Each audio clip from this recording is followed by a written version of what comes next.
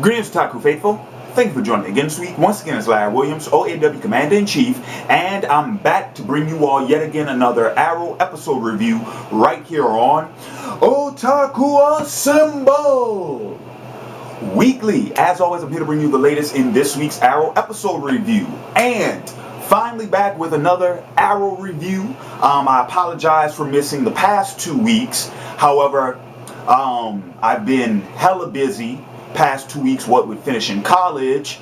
Yes, finally finished. And I don't mean for the semester, I mean done. Forever. Finally. Yes. Anyway, and then also there was New Orleans Comic-Con, which was almost 2 weeks ago.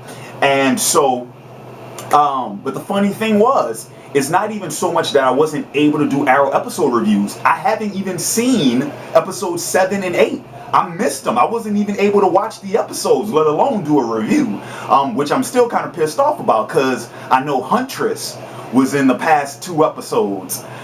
But I did read up on them, and hopefully that character will come back. Hopefully we'll see Helena again. But anywho, so finally back to bring you all this week's episode review, and this was episode 9 entitled Year's End. Now, general thoughts on the episode as a whole. Really good episode. Really good. Really liked it. I like what I especially liked, and I gotta mention this because it almost seems I don't know how to gauge this, and this is what I'm talking about. I missed 2 episodes, right? You would think that I missed out on enough material to where I would be worried, but that wasn't the case because I was able to get back into this episode like nothing had ever happened.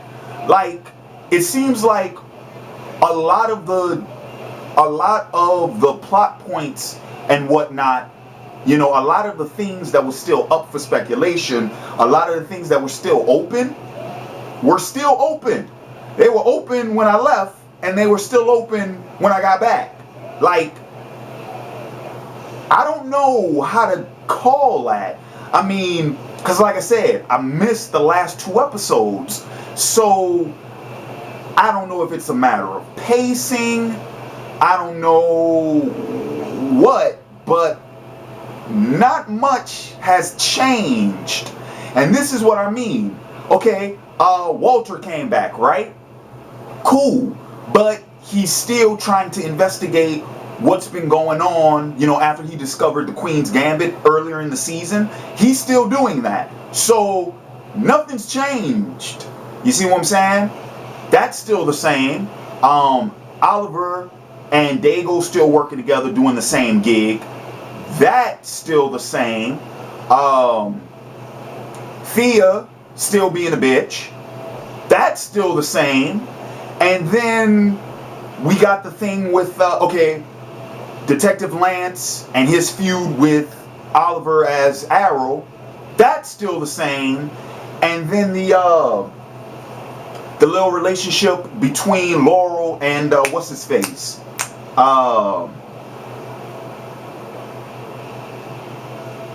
Jesus.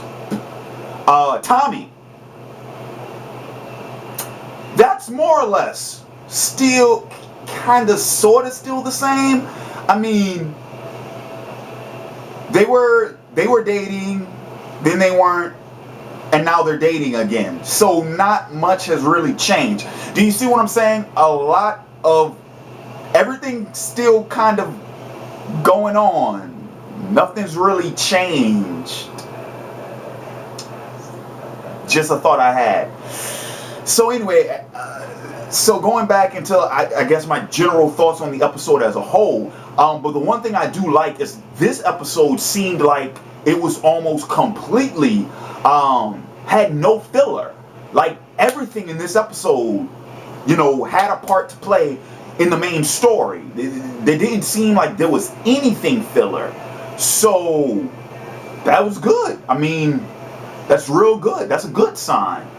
And hopefully, especially since, like I said, nothing has really changed, So I'm hoping you get that, and then you mix in what they did with this episode, where there was almost no bullshit and everything was, you know, to the point. Everything was everything had something to do with the main plot, or something to do with some type of subplot, or everything was significant.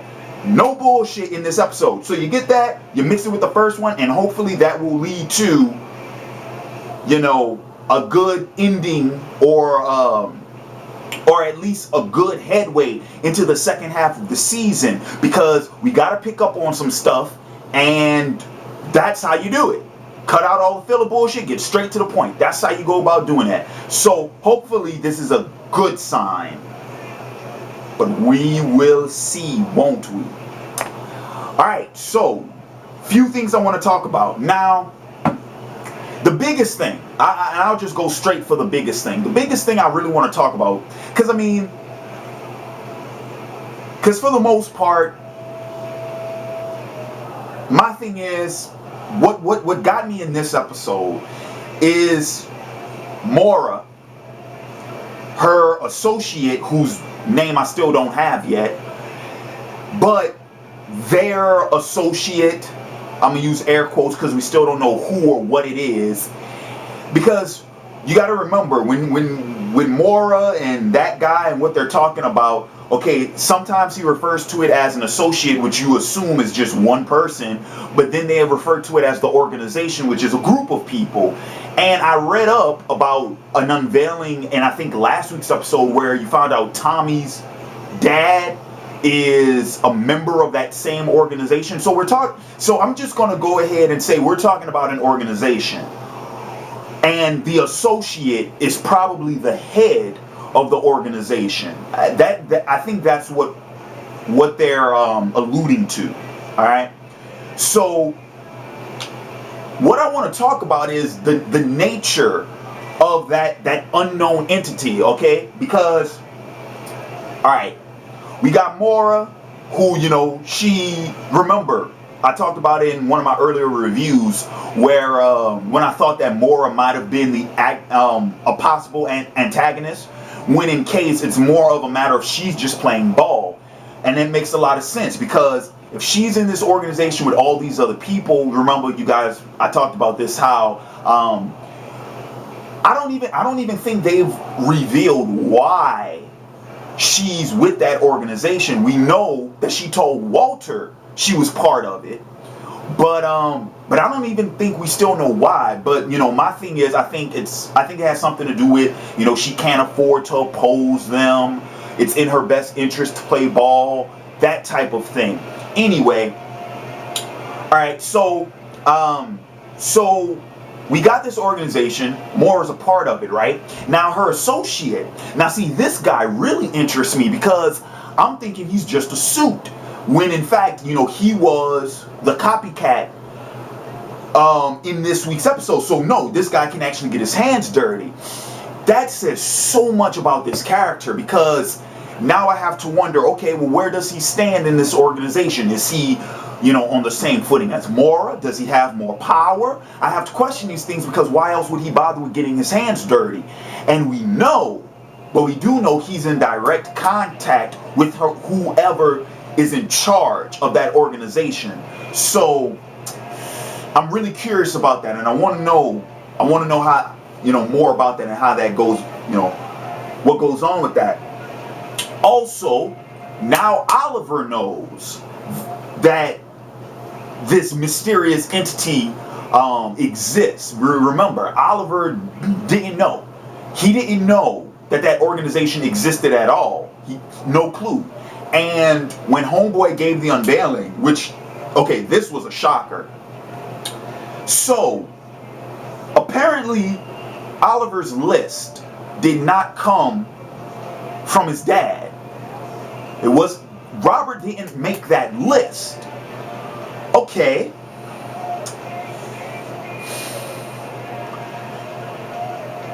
But if he didn't create the list, they alluded to it that whoever is in charge of this organization is the one who made the list. Now I have to ask, why? Why would he make a list? And I have to ask, who all is in that list? I mean, are those lists of people who work for the organization, who are actual members?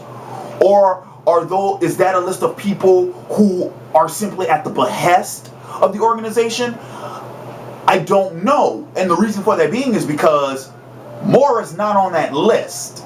And then they found out that one of the guys who works for Queen Industries is on the list, but he's he's not a white collar guy. He's a working class dude. So why would he be on the list? You see what I'm saying? See, now this opens up so many questions. Okay, if the associate wrote it, okay, why did he read it?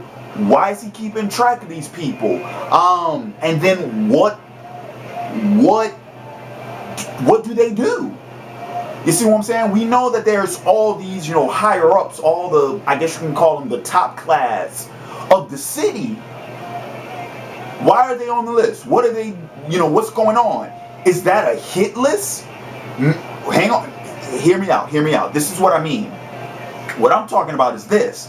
Did the associate keep track of all these people because he wants to get rid of them so that he can take over the city? Because if that's the case, then why would Oliver taking down these people himself, why would that raise red flags with the organization if he's doing what they want to do anyway? I don't know. And then there was the whole thing where when Homeboy had his final talk with Moore, when they were talking about, she was like, thousands of people will be hurt for you, they'll lose their lives so that you can have the city. So what are these cats planning? I mean, what's going on here? I don't have a single fucking clue. I'll be honest with you guys.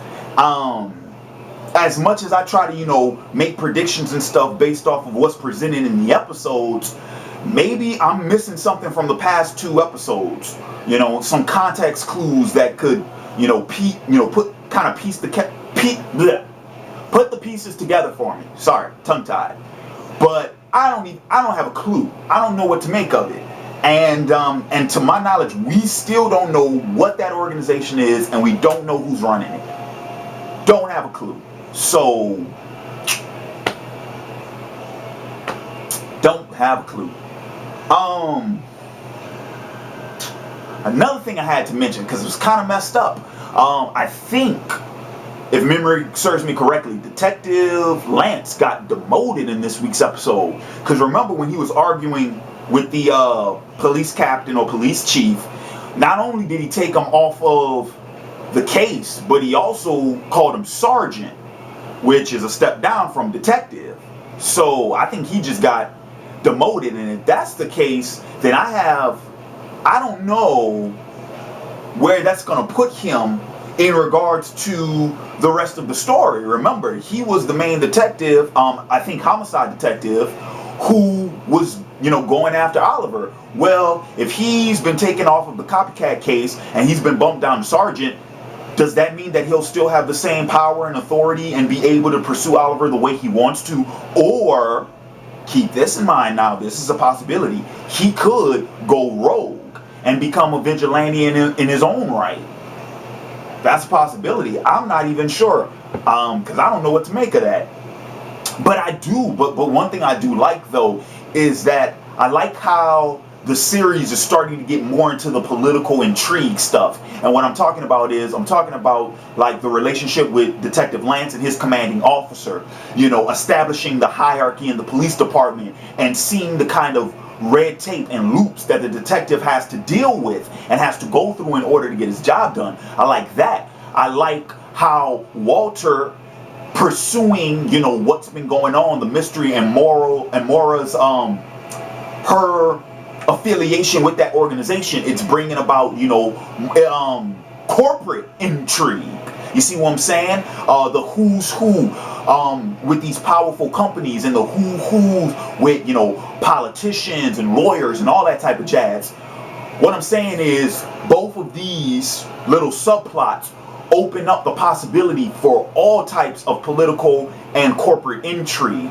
And I like that, because when you're talking about, I like that type of thing, because when you're talking about a Green Arrow story, you're talking about it on two different sides and 2 different fronts. You have the street level hero, which is what Oliver is, or at least I'm talking street level as far as like, he's not battling super villains and shit, right?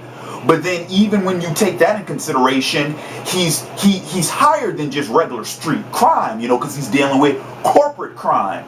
So that's a perfect place for a Green Arrow story to be. Perfect.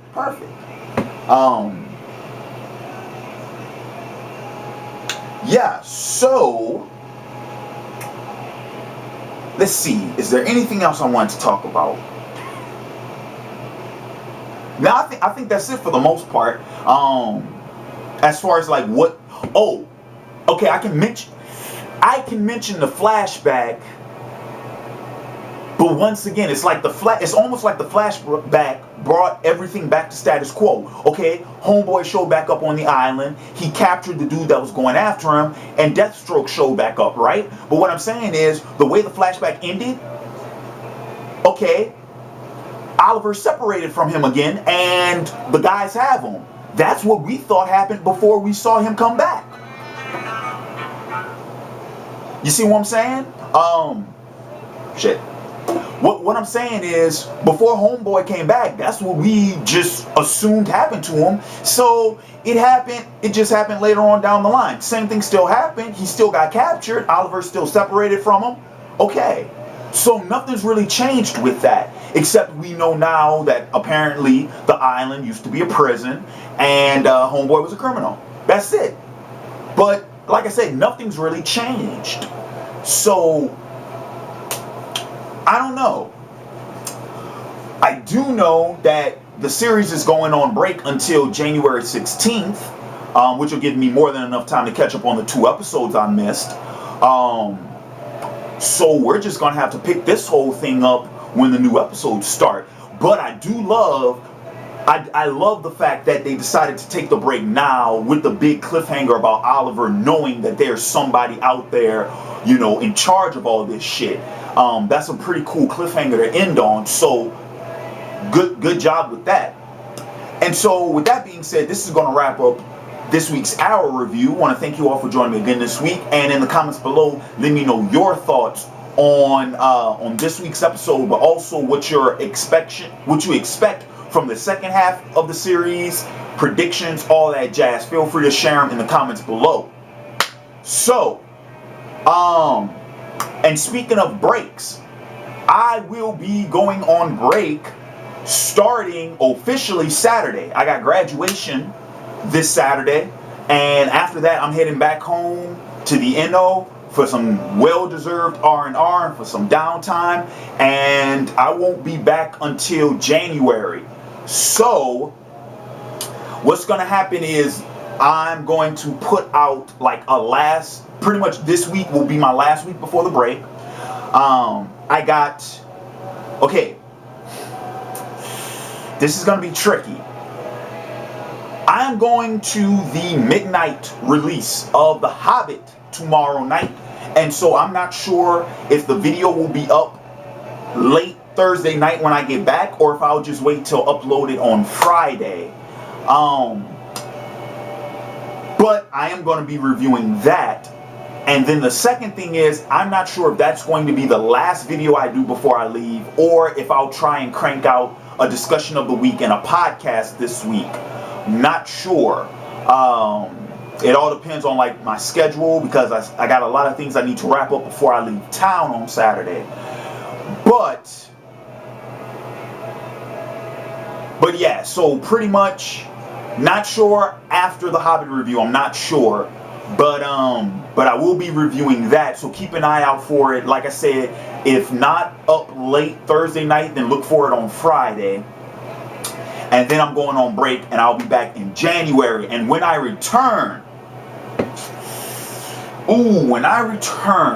let's see.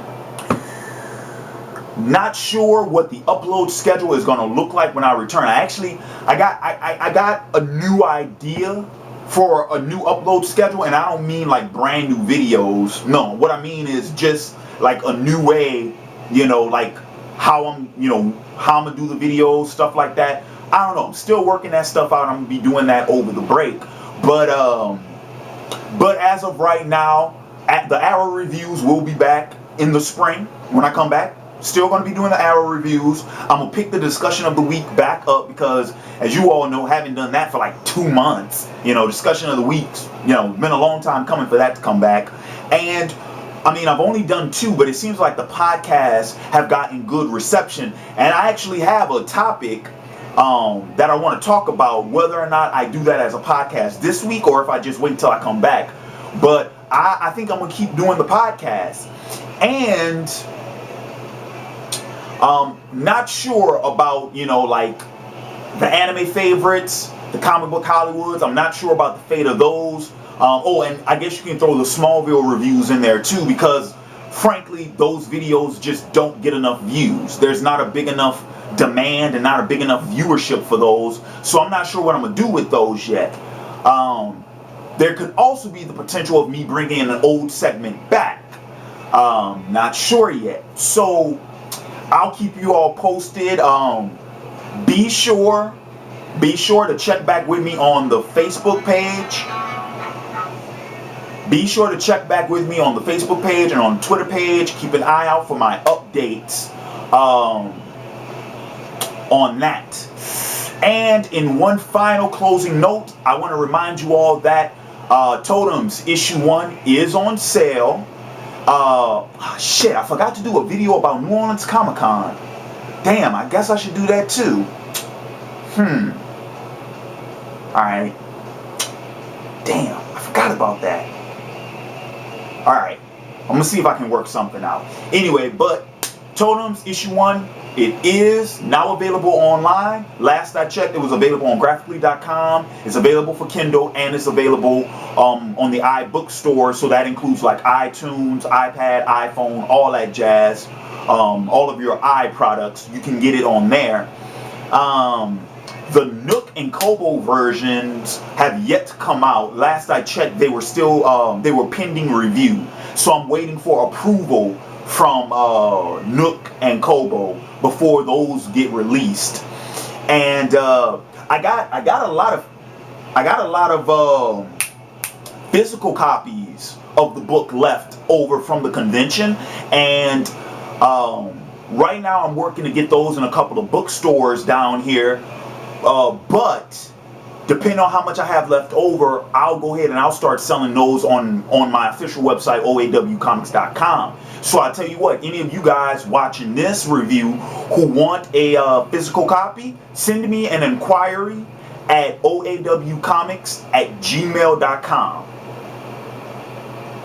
Yeah, oawcomics@gmail.com. Send me an email about a inquiry, because if the demand is high enough for the printed copies, might be able to hook you guys up with the ones I have left over. And hell, if the demand is even bigger than that, I'm talking about like if I'm getting over 100 plus emails, shit, I might even do a second print run for the first issue.